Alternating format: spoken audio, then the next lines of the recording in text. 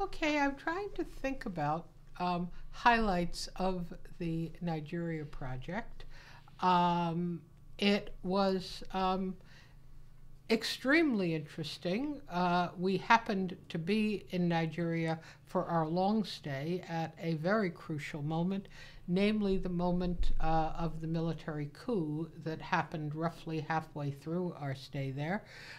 We were there for the first incarnation of the person who is now the president of Nigeria, was then the military leader, and he, Buhari, who was trying for the first time, what he's trying now for the second time, a war against indiscipline, training people to queue in an ordinary fashion, put their litter in litter bins, and in general, and this was supposed to feed up into doing something about corruption. If people behaved well in the small ways, they were going to behave well in the big ways. The next place this was tried was by Giuliani with his broken windows policy in New York.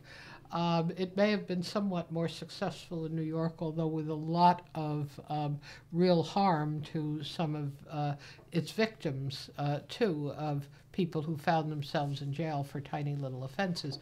But in Nigeria, it was a total disaster, mainly because people just wished to ignore it. And people very largely did ignore it.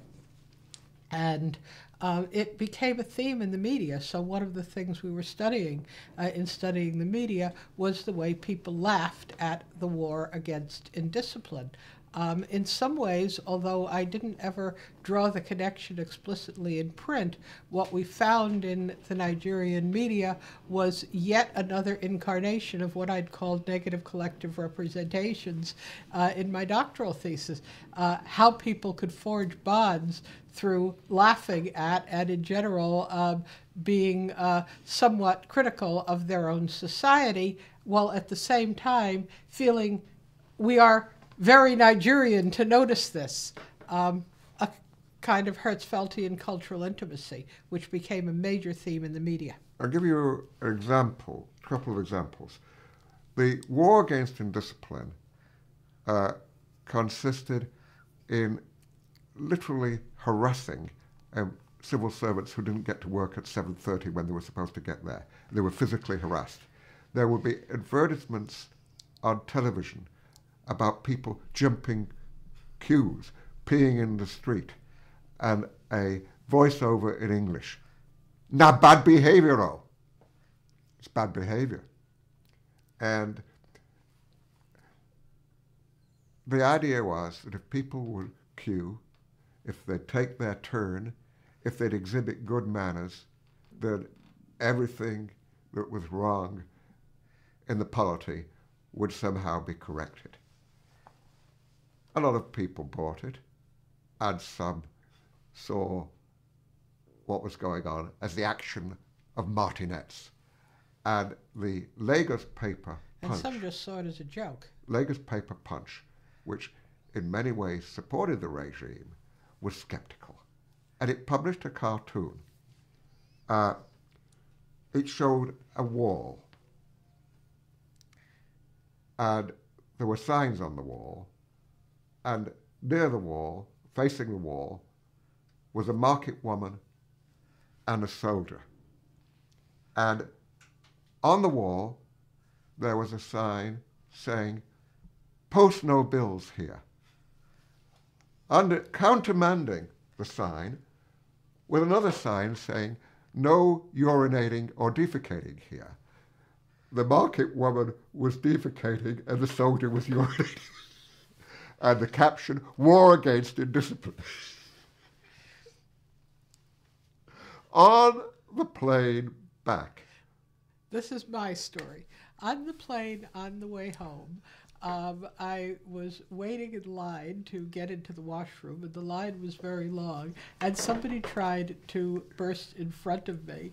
And I put my arm out in front of him and said, "Not bad behavior, oh!" And the whole plane burst out in laughter. So, in a way, the political situation and the media very much fed into each other. We, in fact, published an article about a television series that was the most popular television in Nigeria. It was a locally made series on a tiny budget, and it was laughing at local big men. Hotel de Jordan, there was a chief who was always getting into horrible trouble. He certainly had no discipline. And there were earnest people, particularly one crusading Marxist newspaper reporter, who kept trying to straighten him and his friends out, but always failed. And people loved it. And they loved it much more than the foreign imports. And when we asked them why, they said, because it shows what goes on around here. So in a way, what we were finding in some of the reception of media in Nigeria was, again, what Hertzfeld called cultural intimacy. I am continually having reinforced how important this concept of Hertzfeld's is, and how much it informed our own work before we even found it in his many years later when we started thinking about doing research in Greece. I might say that the article has not been read much, which is, I think, a pity. It's called Return of the Ikoikoi, which is a television program which satirized the events which led to the coup. And it was a collection edited by Wiesek. It's what really started our connection to Anthropologica. Yeah, for Victor Turner, who had just died. So it was a memorial festschrift. And this was the parent, of course, of one of our best friends. And we sent the thing in just after we got back from Nigeria. And one thing that we've not said is that, we talked about our various mentors, but the person who in many ways influenced us most was a person who never taught us. He did not really influence the work on sexuality much, but he influenced our work on Nigeria work, and that was Victor Turner, whose ghost, if you like, whose spirit permeated that work on media. I mean, there was some influence from Geertz,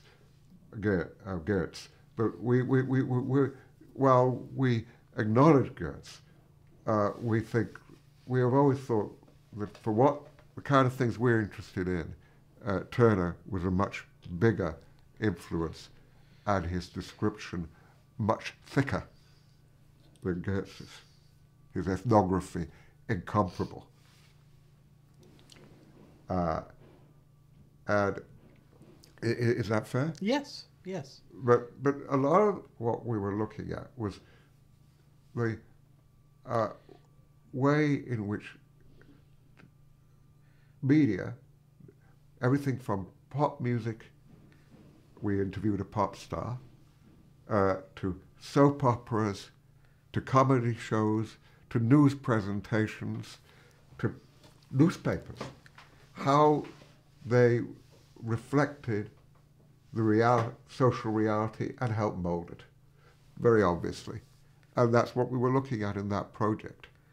And it would have been better if we'd been able to return, but there was a family crisis when we were able to in 1991. One parent seriously ill, another living by herself and in worsening condition, and two kids going through adolescence very problematically. And a dictatorship that was getting increasingly sinister in Nigeria, ending up with the one real tyranny that Nigeria has had, the Abacha tyranny. And there are certain things, you know, that we can never publish. And the things you can never publish are things like a divine king. Can I think he's just died, so I think I could finally at least say this on film, although I'm not sure I would say it in print yet. We had to present our research design to the Oba, the Divine King of Benin City, to get it approved before we would be allowed to do it. And he had some criticisms of our method, namely he wasn't sure participant observation would work in a community where people led very private lives and was a large city. But he thought on the whole it was interesting and we could go ahead with it. He had the chiefs who were sitting around him tell us what they had watched on television last night. And he had been the civil service head of the Nigerian oil industry before his father died and he ascended the throne. And he also, at that point, was in his 60s. And on the way out the door, he whispered to me, "God isn't a bad retirement job, is it?" I just, you know, this is one of the things you wish that you could publish, but you know you can't. There also, you want to tell the story about the videotape, which is another. Now, this is a question of, I often wonder how well anthropologists learn their languages. There was a time when you just had to or you wouldn't be understood. And the older I get, the more I admire Malinowski for his command. And the more I question what I'm told. Our Edo was awful. We tried our best in it. But we had, Edo was the main language where we were working. The problem was it wasn't the only language. And the commonest language was Pidgin. But we learned, the other question is this, that Nigeria, as is well known, has many languages. But Edo had a couple of problems for us. There's, of course, no systematized grammar, though there are grammars, but the grammars have been Indo-Europeanized, which, in my view, makes them a little difficult, a little problematical. But the other thing is that the language differs enormously in terms of location and social register. So you move 5 miles out of the town, Edo is a different dialect. 10 further miles, very different. 5 miles, it's another language. And social register is another problem. So we elaborately prepared questions in Edo, which asked people whether they had a television, whether they watched the television, and what they watch on it, or what had they, for instance, watched the previous night. And one day, we divide the city into quarters and go into different quarters with our research assistant to mediate, asking the questions. And we try to ask a sample of population. One day, we're engaging a 22-year-old man in conversation, and I ask him the questions, and then when I've asked him, what did you watch on television last night, he suddenly turned round. Do you know what you just asked me? In English. Well, I think so. I asked you what you watched on television last night. Well, you did and you didn't. What do you mean? What you asked me is, prithee, kind sir, what didst thou watch on the vision box yester eve?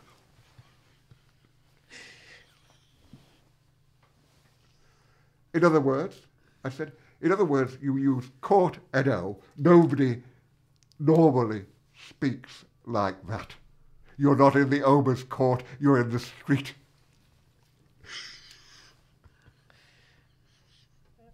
We did learn some important methodological lessons that if part of this exercise is going to be to communicate things that might be useful, there were two things that we learned. The OBA was right about participant observation. In an urban environment where people lived very private lives, the opportunities for participant observation were limited. We did get to spend a few evenings watching TV with people, and our kids' friends came over and watched TV in our house, but basically we did have to do interviewing. We had to talk to people. And we asked someone in the poli-sci department, how do you go about interviewing people in this city? And he said, you've got to divide it into quarters and walk around the street and just stop people, because there was no working telephone system. You couldn't phone people. You couldn't even get an accurate list of people. The voters' rolls were hopeless. So basically he said what you do is, and also it was a kind of compromise with participant observation, because if you walked around the streets and walked around the market, you would get people in something like a daily life milieu. The market women were working. You could interview people on the porch of their houses or going about their business. So we did that. We divided the city into quarters and walked around the street, stopping people and asking them these questions.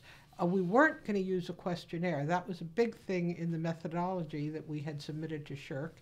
And we found that was totally inoperable, because there was a university in the town, there were lots of social scientists, and as far as people went, social scientists had questionnaires. And if we didn't have a questionnaire, we couldn't be social scientists. And if we weren't social scientists, what were we? Were we spies from the government? Were we from the tax office? So we very quickly had to develop a questionnaire in order to become legitimate social scientists. So we did, including these questions on what people watched on television. The other thing we learned was the difference between people's socially correct opinions and what might actually be going on in their lives. And there were two incidents that brought this home to us. One was a lady whom I was interviewing in the market, and she actually invited me into her house, which turned out to be an exercise in participant observation. We got to do very little participant observation, but what we did was sometimes invaluable, and this was one of them, because one of the questions on our questionnaire was, what do you allow your children to watch on TV? And this woman told me in no uncertain terms that she never allowed her children to watch wrestling because wrestling was so violent. And not 3 feet away were her children happily watching wrestling on TV. So there was definitely a case where participant observation was a very valuable check on what someone was telling me, and also where she was telling me what she felt was a correct opinion, and what she actually did was different. You want to tell them about the two guys at the market? Well, as we said, we found we had to have a questionnaire or we got in trouble. I think Harriet has perhaps not dealt with one thing, that we had a set of friends and people who helped us, and we did quite a bit of participant observation with them. For instance, the whole idea that we had to watch Hotel du Jourdain came from our teenage research assistant who was a fan of the program and knew the actors. Yes, but you've got to tell them about the two guys we met in the market. The two guys we met in the market. We were in one of the many markets in Benin City with our research assistant, who that day we had two. This was a guy who was a young Yoruba Muslim who was very good in pidgin and very, very good at smoothing situations, because we were threatened by two young toughs wearing leisure suits. And they said that we were spies, we were foreigners, we ought to get out of there and stop we had been disturbing talking people. To some market women, and he particularly objected to our talking to women. And Mustafa managed to smooth this over so that they agreed to talk to us if we'd buy them drinks. And we asked them what they liked. Well, they both said virtually in unison, we like to watch cops and robbers show. Why? I like, said one of them, to see people beating each other up. I enjoy it. Never mind all this stuff about not liking violence. I love violence. Well, just a few days later, we drive south of Benin to a small village. We want to go to a village because we're in the town and the media are much different in the countryside. There are less TV sets, there's still radio, and there's more group viewing in the rural area.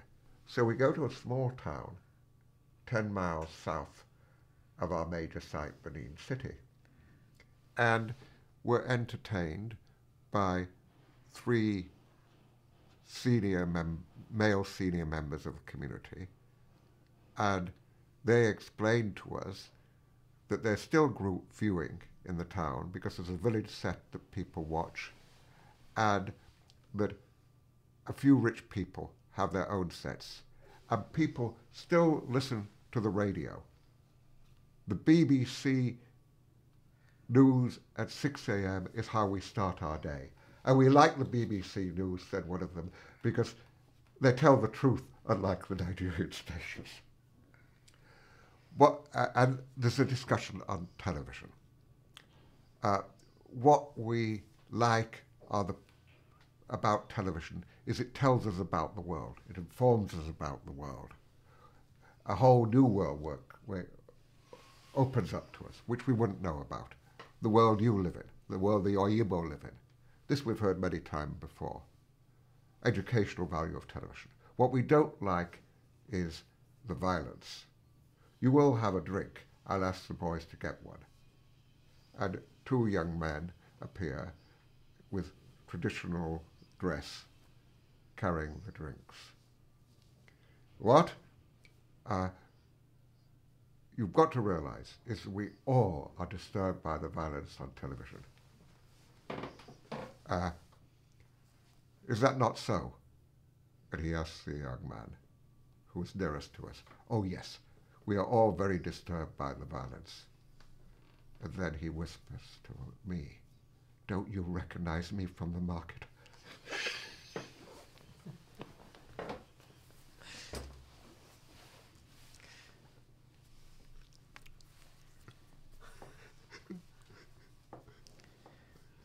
And one other fascinating thing that we learned was the way in which things are decoded will often depend on the life conditions of the people doing the decoding.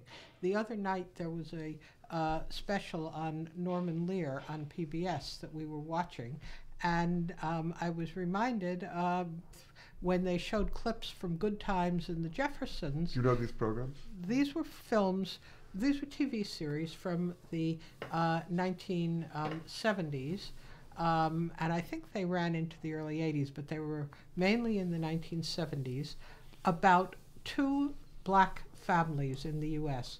One was a family who lived in the projects and were trying their best to succeed and bring up the kids decently, and were definitely being portrayed to a U.S. audience as a poor but hardworking black family. The other was a black family that were living in a luxury apartment in Manhattan, the father having made a fortune in dry cleaning. And they were both very funny, very good programs, and certainly no one in the U.S. ever would have seen these families as economically compatible. In Nigeria, everyone we talked to who'd seen the show, from ordinary people to university classes, because we taught a class while we were there, saw them as the same. And one person actually said, I thought black people in the U.S. weren't doing well, but these people are rich. They've got stereos, they've got a refrigerator, they've got a stove. So they didn't see an economic gulf between the family in the project and the family on Park Avenue because they both had a refrigerator, a stereo, and a stove.